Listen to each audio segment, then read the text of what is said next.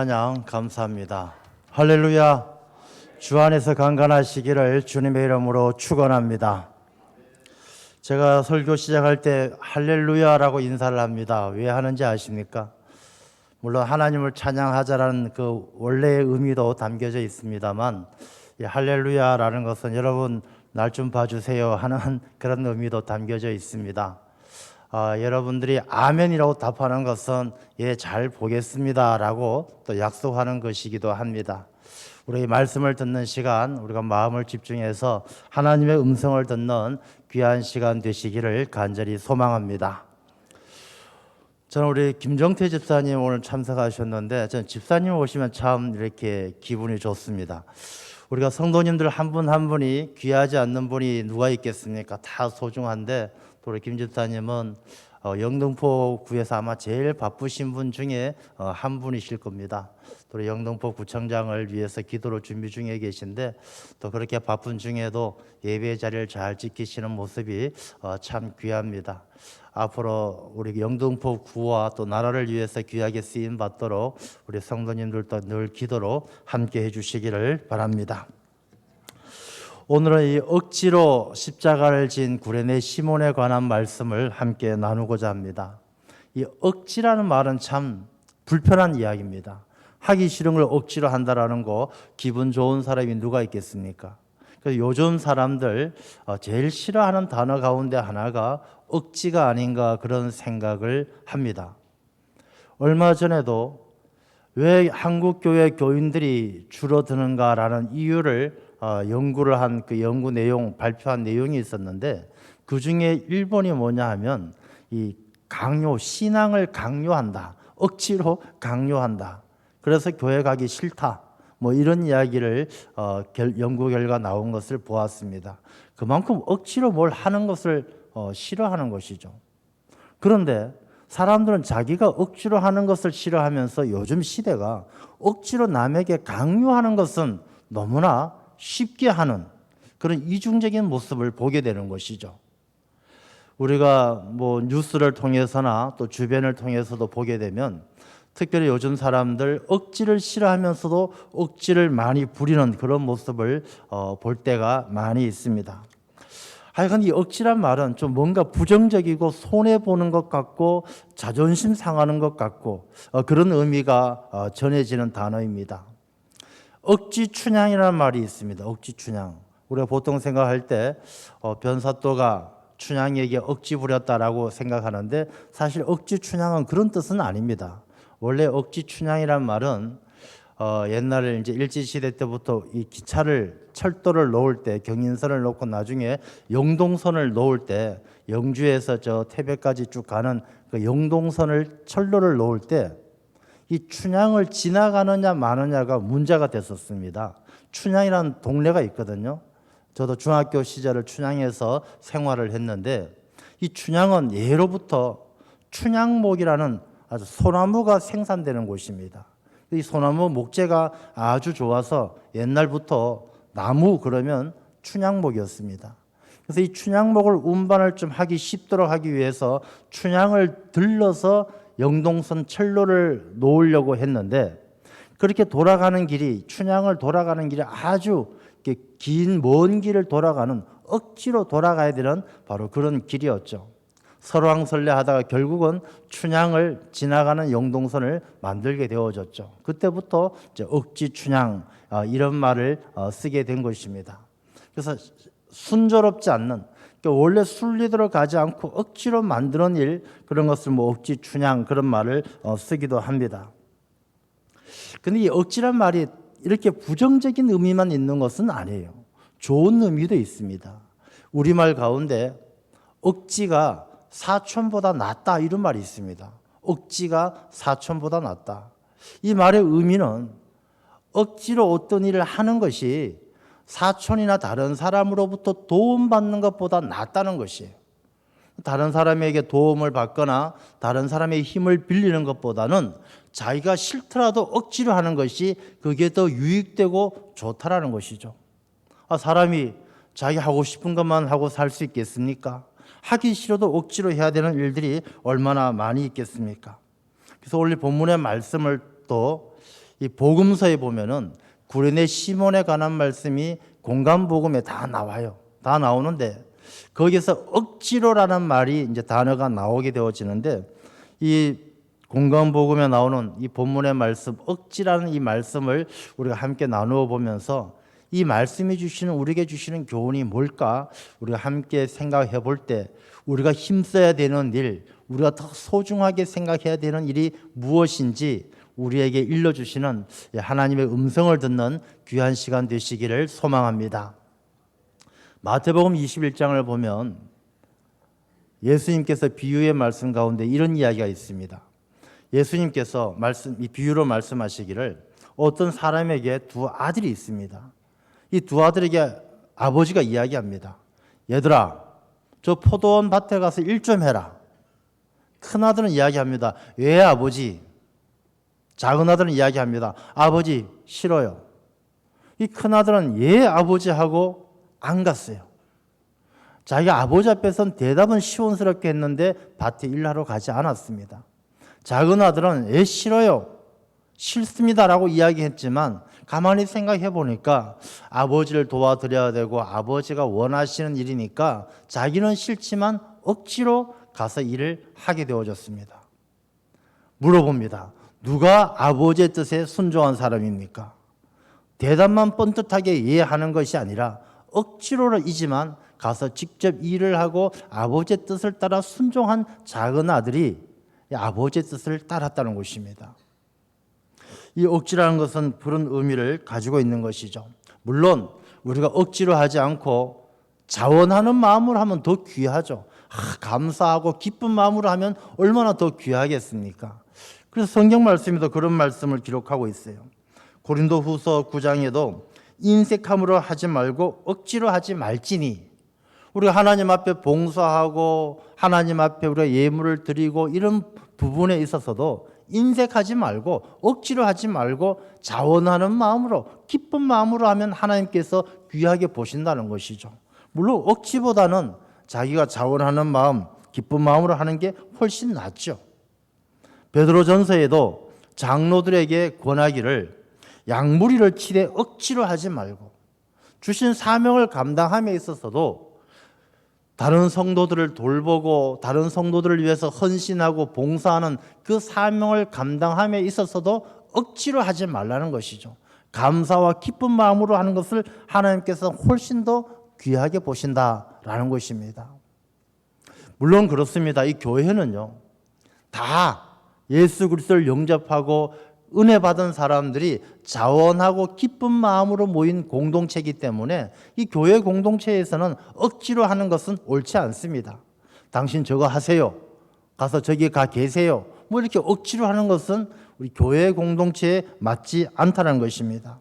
이 교회 공동체는 그냥 서로 존중해주고 인격적으로 유기적으로, 교회는 몸이고 다 성도들은 지체이기 때문에 각자의 역할에 맞게끔 할 수 있도록 하는 것이 맞다는 얘기죠. 옳다는 이야기입니다. 그런데 우리가 이 성도들의 관계라든지 생활에 있어서는 그렇게 존중해주고 자원해서 하는 것이 맞지만 우리가 가만히 생각해 보면 사람들의 삶에 있어서 점점 본질적으로 가까이 가면 가까이 갈수록 억지로라도 하지 않으면 안 되는 일들이 점점 많아진다는 것을 깨달을 수 있어요. 성도들 간의 관계에 있어서는 자원하고 기쁜 마음으로 섬기지만 점점점 하나님과의 관계에 가까이 가다 보면 하나님 앞에 우리가 억지로라도 하지 않으면 안 되는 일들이 점점 많아지는 것이죠. 우리가 공동체를 생각할 때에도 마찬가지입니다. 사적으로 당신하고 나하고 사이는 우리가 좋은 게 좋은 거다라고 지낼 수 있지만 전체 공동체가 이 존립에 위태로울 때, 존립이 위협받을 때 중요한 문제, 그것을 우리는 법으로 규정해 놓고 있습니다만 이 법 같은 문제를 지키는 문제는요, 자기가 하고 싶으면 하고 하기 싫으면 안 하고 그래서는 안 되는 문제죠. 법은 지켜야만 그 공동체가 존립할 수 있는 것이죠. 우리가 개인의 육신도 마찬가지 아니겠습니까? 내가 놀러 가는 건 가도 좋고 안 가도 좋지만 점점 내 삶의 본질적인 것에 접근해 간다라면 내가 살고 죽는 문제는 해도 좋고 안 해도 좋은 것이 아니죠. 사람들이 밥을 왜 먹습니까? 밥을 안 먹으면 죽기 때문에 먹는 거죠. 여러분들, 나 밥 먹기 귀찮아. 밥맛이 없어. 1년 동안 밥 안 먹을래. 그럴 수 있겠습니까? 누가 그럴 수 있겠습니까? 밥을 안 먹고 음식을 섭취 안 하고 영양분이 없으면 사람이 죽는데 어떻게 밥을 안 먹을 수 있겠습니까? 먹기 싫어도 밥맛이 없으면 입맛으로 먹고 입맛이 없으면 밥을 물에 말아서라도 먹고 어떻게든 먹어야 그 사람이 살 수 있는 것이죠. 숨 쉬는 거 마찬가지 아니겠습니까? 야, 숨 쉬는 게 피곤하다. 하루에 1분에 한 60번씩 호흡하는 게 너무 귀찮다. 나 숨 안 쉬고 살래. 살 수 있겠습니까? 숨을 안 쉬면 죽는데 본질적인 문제, 이 생존의 문제에 접근하면 억지로라도 해야 되는 거예요. 억지로라도 숨을 쉬어야 되는 것입니다. 그래서 혼자 힘으로 숨을 못 쉬면 산소 호흡기를 갖다 놓고 주물러서 산소 호흡을 통해서라도 호흡을 하게끔 억지로라도 숨을 쉬게 만드는 것은 생명을 지키기 위해서예요. 그러면 우리가 이 억지라는 것에 대해서 무조건 자존심 상한다, 손해본다, 부정적으로만 생각할 것이 아니라 본질적인 문제로 가까이 가면 가까이 갈수록 이 억지가 점점 더 소중해진다라는 것을 알 수가 있는 것이죠. 육신뿐만 그렇겠습니까? 영적인 삶도 마찬가지예요. 우리가 왜 하나님과의 관계에 있어서 억지가 필요합니까? 하나님께서 너희들 예배 안식일 거룩히 지켜라, 예배해라, 기도해라, 말씀에 순종해라. 하나님께서 왜 그렇게 말씀하시겠습니까? 우리 영혼이 죽을까 봐. 순종하지 않으면, 예배하지 않으면, 기도하지 않으면 우리 영혼이 숨이 막혀서 영양분이 공급되지 않아서 죽으니까 하나님께서 우리에게 예배해라, 기도해라. 점점 하나님과의 관계 속에서 억지가 소중하게 자리매김을 하게 된다는 것입니다. 자, 그러면 우리가 억지라는 것이 나쁜 것만이 아니라 우리가 본질적이고 생존이고 더 소중한 가치를 위해서는 억지가 굉장히 중요한 의미가 있다는 것을 염두에 두고 오늘 말씀을 한번 살펴보겠습니다. 예수님께서 골고다로 올라가셔요. 골고다, 오늘 본문의 말씀에 해골이다라고 이렇게 적혀져 있는데 이곳은 멀리서 보면 저 건너편 감람산에서 보면 해골처럼 비슷하게 생긴 그런 땅 지형이에요. 우리가 골고다 언덕 걸었는데 이 언덕이 우리가 생각하는 것처럼 이렇게 높은 언덕 낭떠러지가 있는 그런 언덕이 아니에요. 이 언덕은 그냥 비스듬한 비탈질 길 어느 정도 상층부에 있는 바로 그런 위치예요. 그래서 이 해골이라는 곳 우리가 골고다라고도 이야기하고 갈보리라고도 이야기해요. 이 아람어로는 굴갈타, 이 해골이라는 뜻이거든요. 이 굴갈타를 우리가 이제 번역하면서 이렇게 한자로 번역하다 소리 나는 대로 번역하다 보니까 골고다라고 이야기하는 것이죠. 굴갈타, 골고다. 그다음에 라틴어, 로마가 지배할 때 그 땅 이름이 그곳이 갈라비아예요. 갈라비아. 이 갈라비아를 또 발음 나는 대로 하다 보니까 갈보리라고 하죠. 갈보리아, 갈보리. 이렇게 뭐 굴갈타, 골고다, 뭐 갈바리아, 갈보리 다 같은 말로 해골이란 의미를 가지고 있는 예수님께서 십자가에 못 박혀진 바로 그것이죠. 우리가 해골이라는 것은 물론 지형도 그렇겠지만 뭐 제가 짐작하기는 그곳에서 사형 집행이 관례적으로 사형 집행을 했던 곳이기 때문에 또 그런 의미도 있지 않을까 그런 생각을 해보게 되어집니다. 이제 예수님께서 십자가를 지고 그 골고다로 올라가셔요. 그 골고다로 올라가시는데 그 길을 지금은 이제 가보게 되어지면 아랍 상인들이 그 다 양옆으로 차지해서 완전히 시장 통로예요. 시장 통로처럼 되어져 버렸습니다. 근데 그 길을 빌라도 법정에서부터 십자가에 못 박히는 그곳까지는 이 지금 우리가 비아 돌로로사라고 그러죠. 비아 돌로로사. 비아는 길을 이야기하고 돌로로사는 슬픔, 뭐 그것을 의미하는데 슬픔의 길, 십자가의 길, 이제 그곳을 이야기합니다. 이곳을 가게 되면 14처라는 것이 있어요. 14처, 14개 지점에다가 이곳에선 예수님께서 쓰러지셨던 곳, 이곳은 예수님께서 베로니카 여인으로부터 물을 받아 마신 곳, 어머니를 만난 곳, 뭐 땅을 짚은 곳, 십자가를 뭐 내려놓은 곳, 이렇게 해서 다 14곳을 이렇게 특별한 의미가 있는 지점이 있어요. 그래서 예수님께서 그 길로 이제 십자가를 지고 올라가시는 것이죠. 예수님께서 십자가를 지고 올라가실 때 얼마나 많은 사람들이 따르겠습니까? 다 구경거리, 야, 사람이 십자가에 못 박혀 죽는 구경거리. 예수님이란 분 대단한 줄 알았는데 사형수가 되어서 죽게 생겼구나. 저 사람이 우리나라 왕이 될 줄 알았는데 아이고, 왕은 그냥 결국 사형수로 죽고 마는구나. 별의별 사람들 다 따라오는 것이죠. 예수님께서 병 고쳐 주었던 사람들, 오병이어의 기적을 보고 예수님을 따랐던 사람들, 수많은 사람들, 예수님의 제자들은 멀찌감치 뒤를 따라왔겠죠. 숨어서 따라왔겠죠.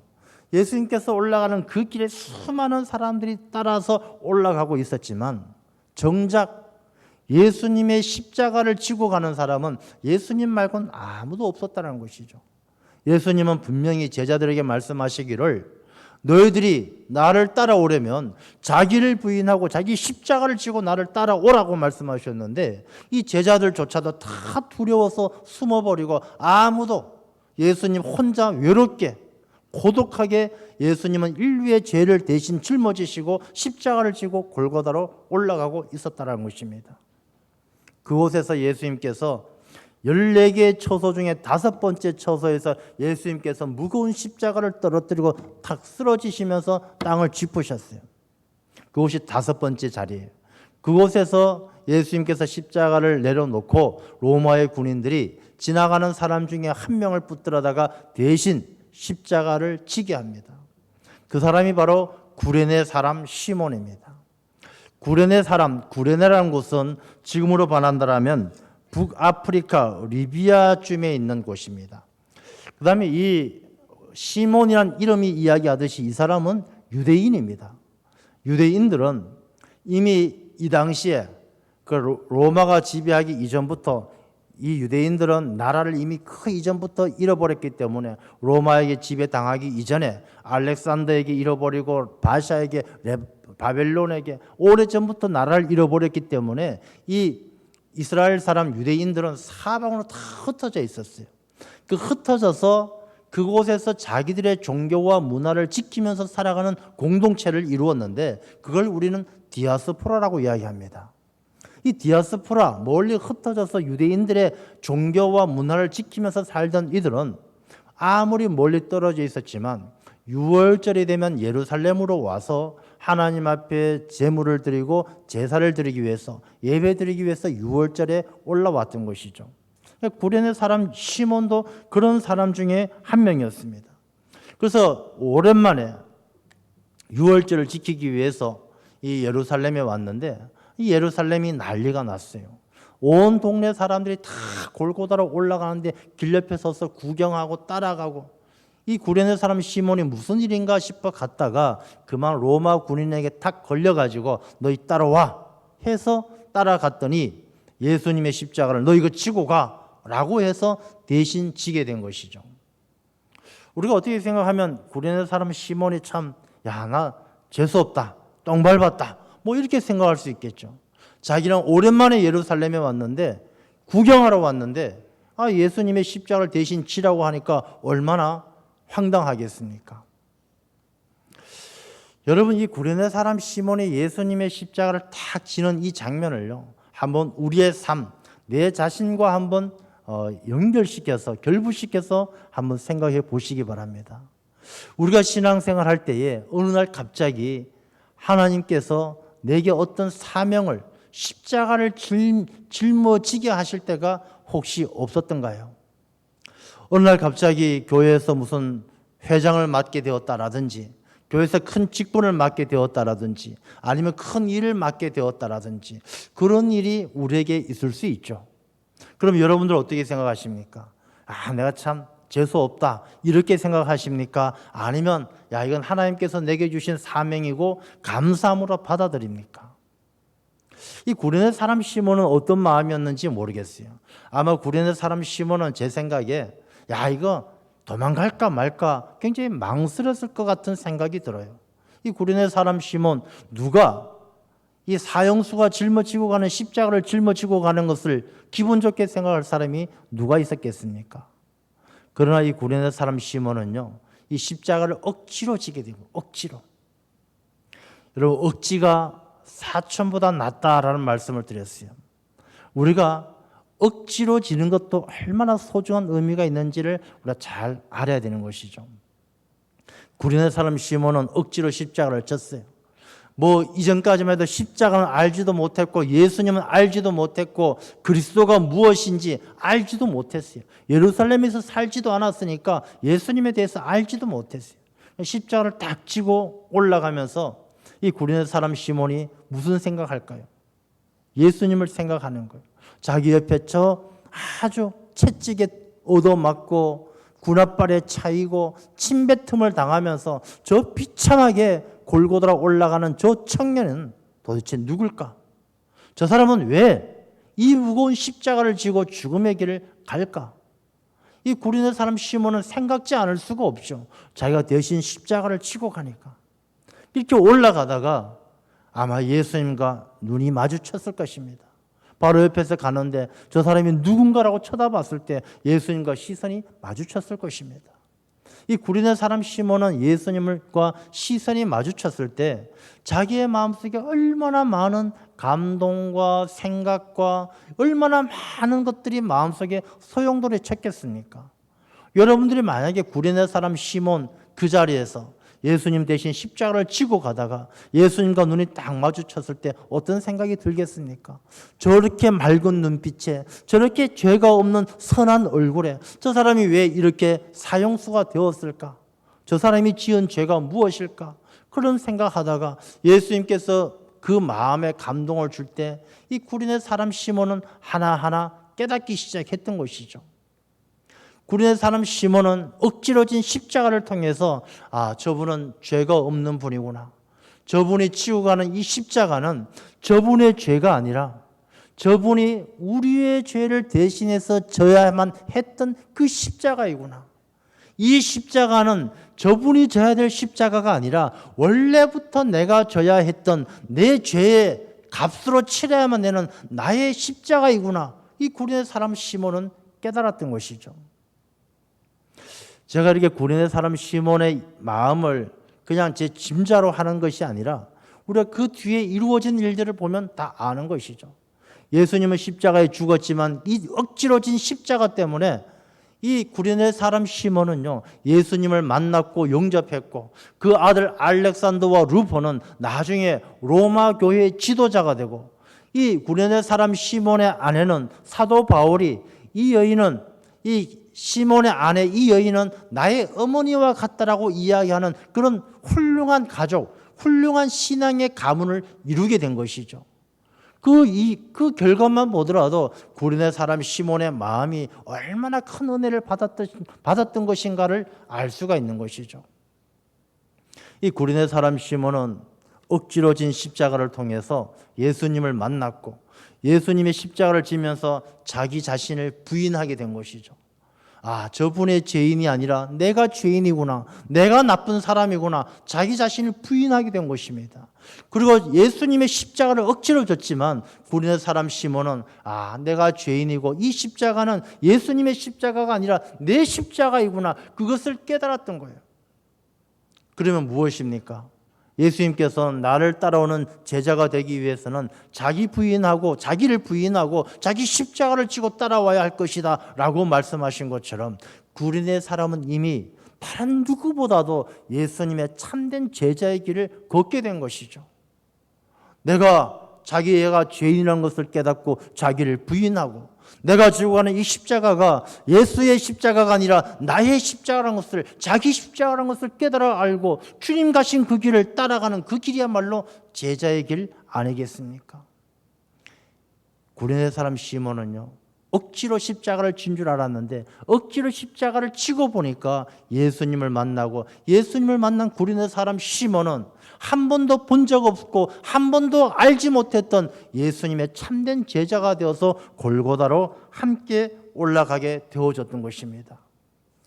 우리가 억지로 지는 십자가가 소중한 줄 알아야 될 줄로 믿습니다. 여러분들 잘 생각해 보십시오. 여러분에게 주어지는 억지로 진 십자가, 가정에서 내가 신앙 때문에, 주님 때문에 핍박받고 조롱받을 때가 있고, 직장에서 내가 억지로 십자가를 져야 될 때가 있고, 교회에서 내가 억지로 십자가를 칠 때가 있어요.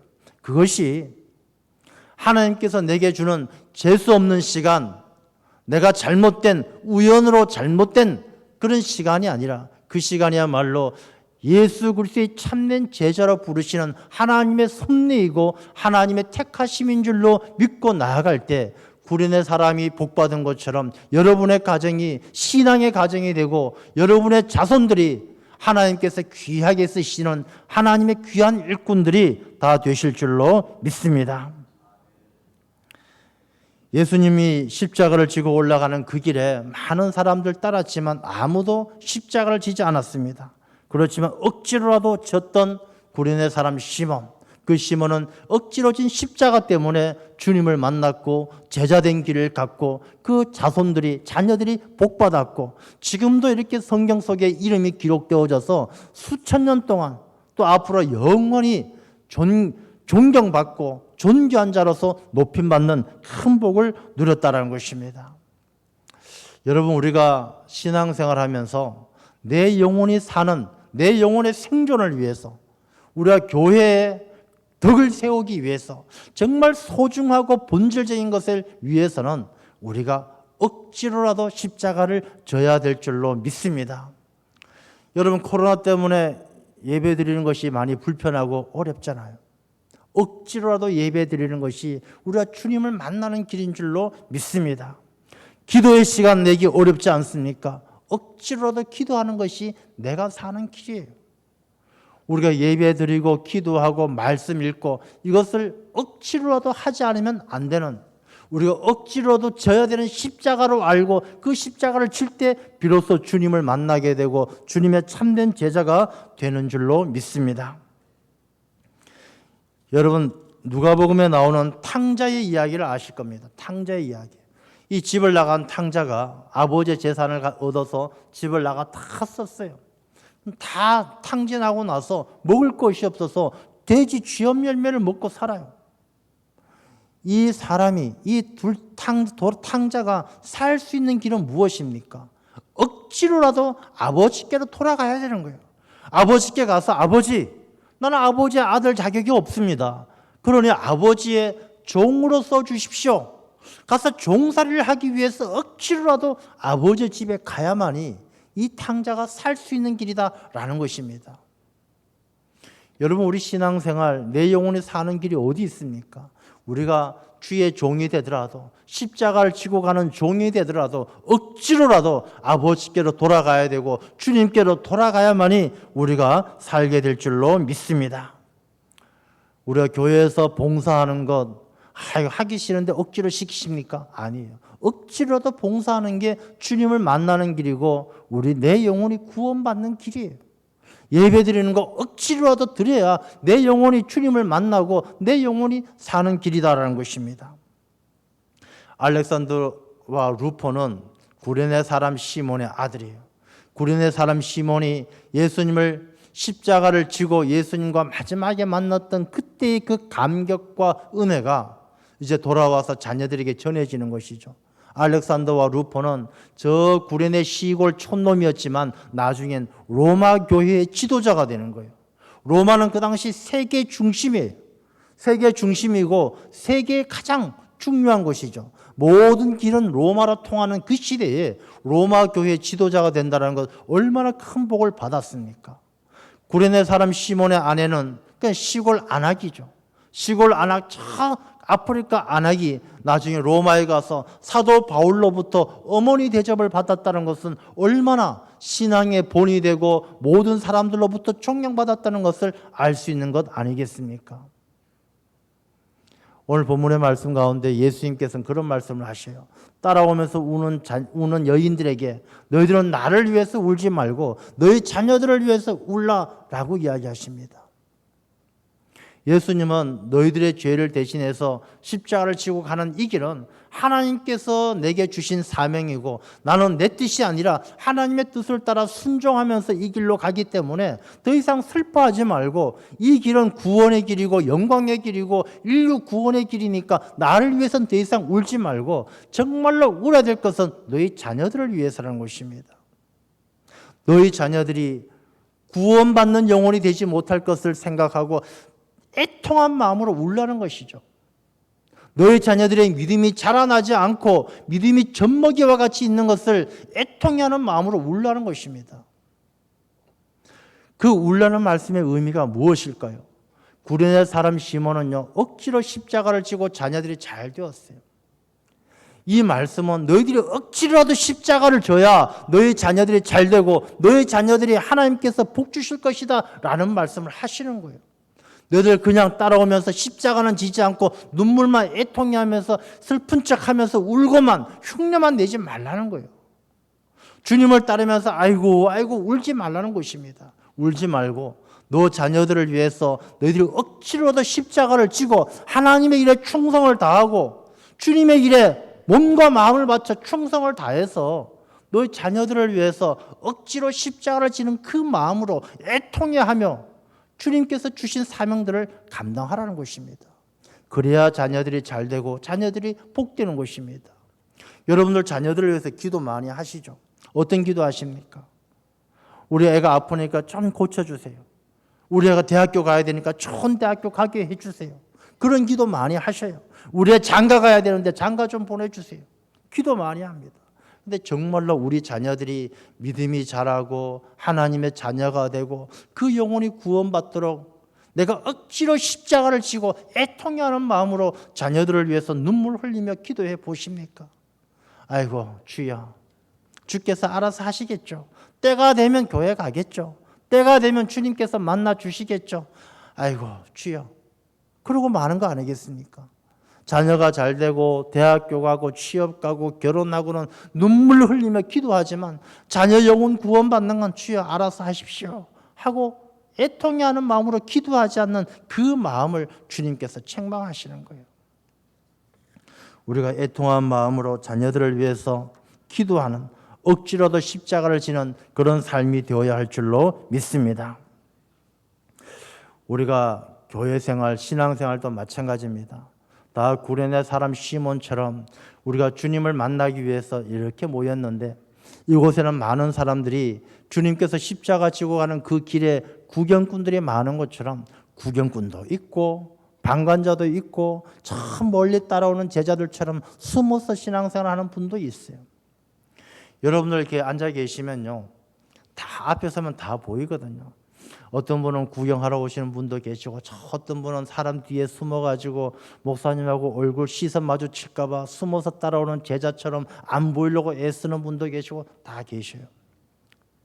우리는 그렇게 하지 말고요, 우리가 교회 나와 성도들이 신앙생활 할 때 이 구레네 사람 시몬처럼 억지로라도 내가 봉사하고 억지로라도 기도하고 억지로라도 찬양대 서고 억지로라도 교사하고 억지로라도 차량 안내하고 그렇게 억지로 진 십자가가 내가 주님을 만나는 길이고 주님께서 내게 축복 주셔서 자녀가 잘 되는 길이고 우리 가정이 복받는 길이라는 것을 꼭 기억하시기를 바랍니다.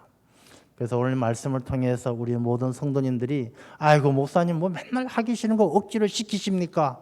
무슨 자꾸 억지로 뭐 집사 맡아라, 뭐 권사 맡아라, 뭐 회장 맡아라 억지로 자꾸 시키십니까? 아니에요.